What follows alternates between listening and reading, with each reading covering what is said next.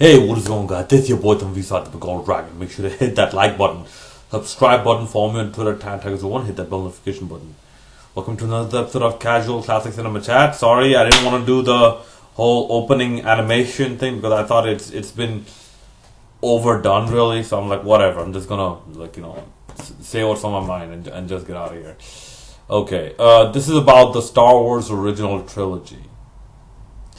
Okay, maybe it's just me, or maybe this is the general consensus, but okay, the first movie I thought it dragged on for a bit too long. I mean, okay, for its time, it was a very good movie.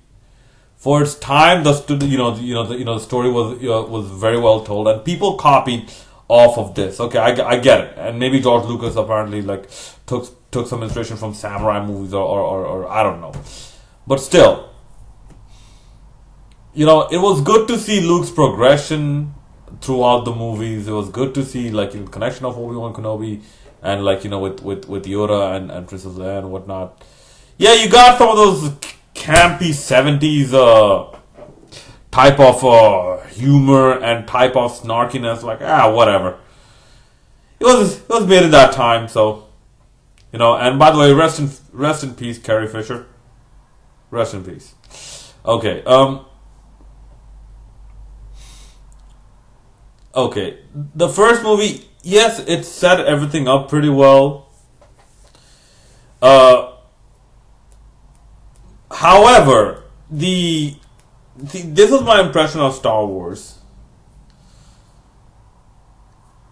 It's sci-fi with sword fighting, and there's a story around it. The sci-fi part was good. The sword fighting part was boring. I'm sorry. In the first one, the lightsaber action part, especially when you have a battle between Obi-Wan Kenobi and Darth Vader, I expected something even for 1970, I believe 1977, yeah, 1977 standards to be a bit better than that. So yeah, that's my thought of the first movie. The second movie, I would say it's the best in the trilogy because it expanded upon a lot more of the lore and it expanded it very well. It brought in I believe it brought in the Emperor as well, and then you got the reveal that thing is that Darth Vader is obviously this has been done to death. So I sort of knew where this was going, and besides I saw something dark side way before this, way before all the three Star Wars in its entirety. I remember seeing the first Star Wars in the 90s actually, on a VHS tape. Okay, and yes, VCRs were still around in the 90s. In fact, if I'm not mistaken, the last VCR to ever be produced is 2016? Or at least that's from one company. But yeah, back to this.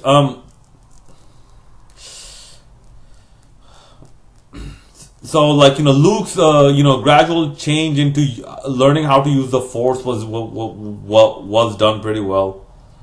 And like I said, the strength of the movie was its exposition and its development of characters.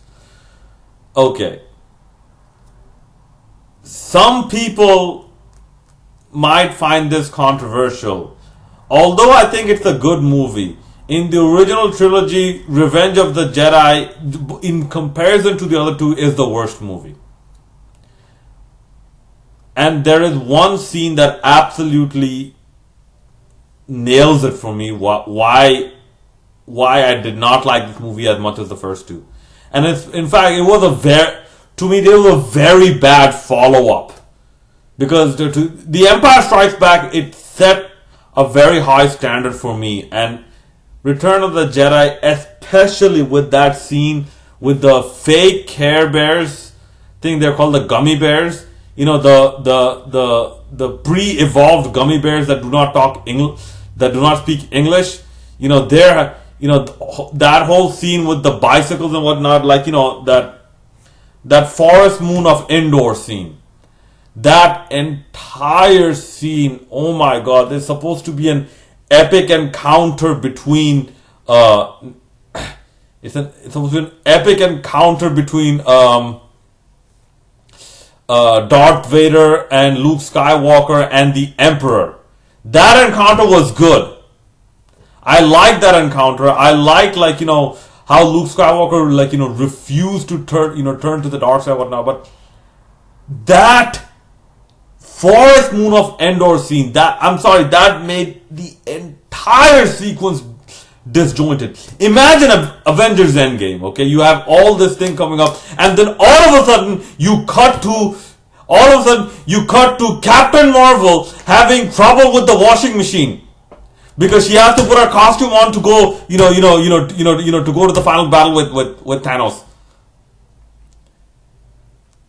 Yeah, and then get smacked anyways. So, yeah. By the way, no, I hated Captain Marvel. Go back to this channel. I hated Captain Marvel. Go back and watch my review of Captain Marvel on this channel.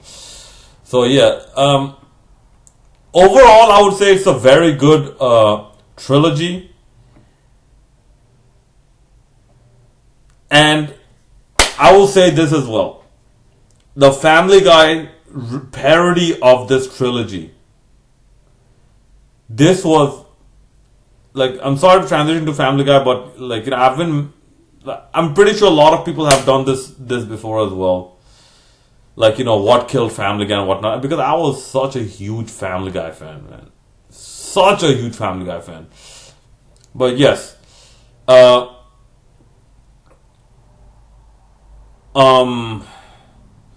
the Family Guy parody of the original trilogy, Blue Harvest, something something something Dark Side, and It's a Trap.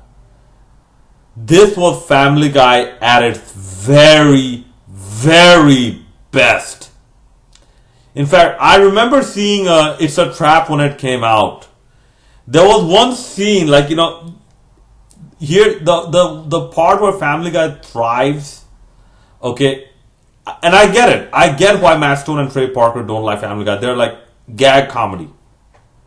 However, even gag comedy has an art of execution in it. Family Guy, its absolute strength is its randomness, not its running jokes, because in fact, its running jokes are very irritating. Very irritating. The Ernie the Giant Chicken joke, the falling down and grabbing the shin joke, the Conway Twitty joke. They're very irritating because they don't know how to that it doesn't have any execution. So one of the parts, I remember this one of the I was in Leeds. I was in the University of Leeds. So when I was watching this with my friend, the part when C-3PO knocked on Jabba's palace door or something, and then that little machine came out, and that machine voice happened to be Consuela. I'm like, at that, the first time I saw that, I was like, I was laughing so hard I couldn't breathe. Because it's the randomness that actually hits you. Because no one expected it, no, not Consuela. Anyway, so that's my thoughts on the original Star Wars trilogy. Please let me know what you thought about the Star Wars original trilogy in the comment section below. I'm now gonna move on to the next movie I'm gonna talk about is the 1989 Batman. So stick around for that. Right, this is Tanvir Sahil, Bengal Dragon signing out.